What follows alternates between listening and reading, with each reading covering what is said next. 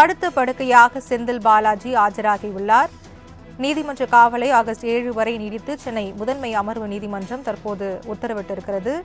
படுக்கையில் படுத்திருந்தவாறு செந்தில் பாலாஜி ஆஜர் செய்யப்பட்டதால் என்ன ஆனது என நீதிபதிகள் கேள்வி எழுப்பியுள்ளனர். இது குறித்த கூடுதல் விவரங்களை எமது செய்தியாளர் கிருஷ்ணாவிடம் கேட்டு பெறலாம். வணக்கம் கிருஷ்ணா, விவரங்கள் என்ன பதிவு பண்ணலாம்? வணக்கம். சட்டவிரோத பண பரிமாற்ற தடை சட்ட வழக்கில் கடந்த ஆண்டு ஜூன் 14ஆம் தேதி முன்னாள் அமைச்சர் செந்தில் பாலாஜி கைது செய்யப்பட்டார். அவரது ஜாமீன் மனுக்களை சென்னை முதன்மை அமர்வு நீதிமன்றமும் சென்னை உயர்நீதிமன்றமும் தள்ளுபடி செய்து உத்தரவிட்டிருந்தது. தற்போது செந்தில் பாலாஜியின் ஜாமீன் கோரி தாக்கல் செய்த மனுவானது வருகிற ஆகஸ்ட் 5ஆம் தேதி உச்சநீதிமன்றத்தில் விசாரணைக்காக வர உள்ளது. புழல் சிறையில் அடைக்கப்பட்டுள்ள செந்தில் பாலாஜியின் நீதிமன்ற காவலானது இன்றுடன் முடிவடைந்துள்ளது. இதனால் புழல் சிறையில் இருந்து காணொலி மூலம் சென்னை முதன்மை அமர்வு நீதிமன்ற நீதிபதி அல்லி முன்பாக அவர் ஆஜர்படுத்தப்பட்டார். அப்போது செந்தில் பாலாஜி படுக்கையில் படுத்திருந்தவாறு அந்த காணொலி மூலமாக காட்சி அளிக்கப்பட்டிருந்தது.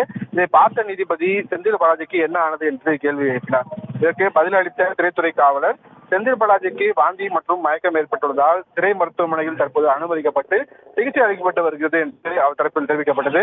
இதையடுத்து செந்தில் பாலாஜியின் நீதிமன்ற காவலை வருகிற ஆகஸ்ட் 7ஆம் தேதி வரை நீட்டித்து நீதிபதி அல்லி உத்தரவிட்டிருக்கிறார்.